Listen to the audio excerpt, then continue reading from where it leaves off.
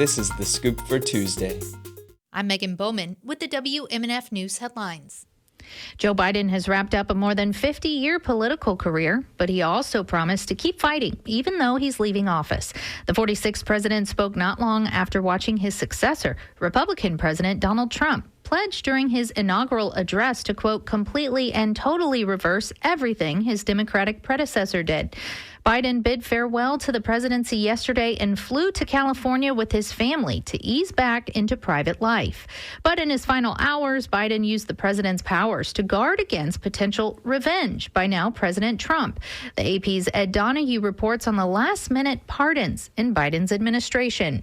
Dr. Anthony Fauci and General Mark Milley are among those getting last-minute pardons from President Biden. Biden says the people he's pardoning did nothing wrong, but is guarding against potential retribution by the Trump administration. Fauci says he appreciates the pardon, but made clear he committed no crime. He and Trump clashed at times during the pandemic. People are tired of hearing Fauci and all these idiots. Milley was chair of the Joint Chiefs of Staff and has called Donald Trump a fascist. We don't take an oath to a king or a queen, or to a tyrant, or a dictator.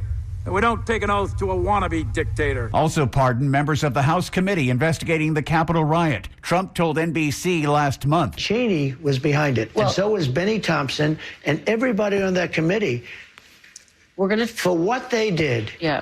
Honestly, they should go to jail. Trump told NBC the pardons are disgraceful. Ed Donahue, Washington.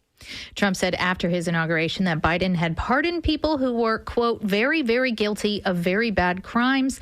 He called them political thugs. Following Trump's inauguration yesterday, senators went back to work in the Capitol. In a unanimous vote, the Senate confirmed Marco Rubio as Secretary of State, giving the president his first member of his cabinet. Rubio is among the least controversial of Trump's nominees. Another pick, John Ratcliffe for CIA director, is expected to have a swift vote as soon as today. Action on other Trump cabinet picks, including former combat veteran and Fox News host Pete Hegseth for Defense Secretary, is expected later in the week. It's typical for the Senate to confirm some of a new president's top cabinet positions on Inauguration Day. The head of the state's Democratic Party, Nikki Fried, says Florida has been the test case for Project 2025, a sweeping, ultra-conservative sort of policy playbook put together by allies of now President Donald Trump. As Trump took office yesterday, Fried says she fears the rest of the nation will start to resemble the Sunshine State. Everything from book banning to authoritarian policies to removing of people from office, revenge, vengeance. And now we're going to see that the United States has become Florida. The power of government has moved from Washington, D.C. to Mar-a-Lago.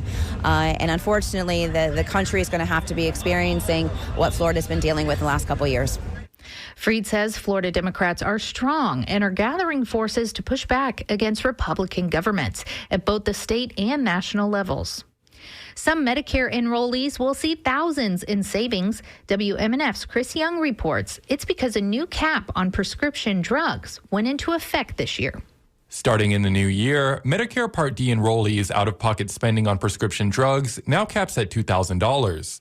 In 2024, some Part D coverage participants had out-of-pocket drug costs capped around $3,500. Lee Purvis is with AARP.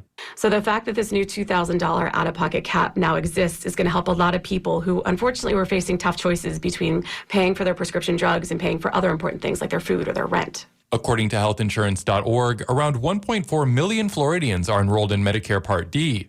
The new provision comes from the 2022 Inflation Reduction Act. Chris Young, WMNF News.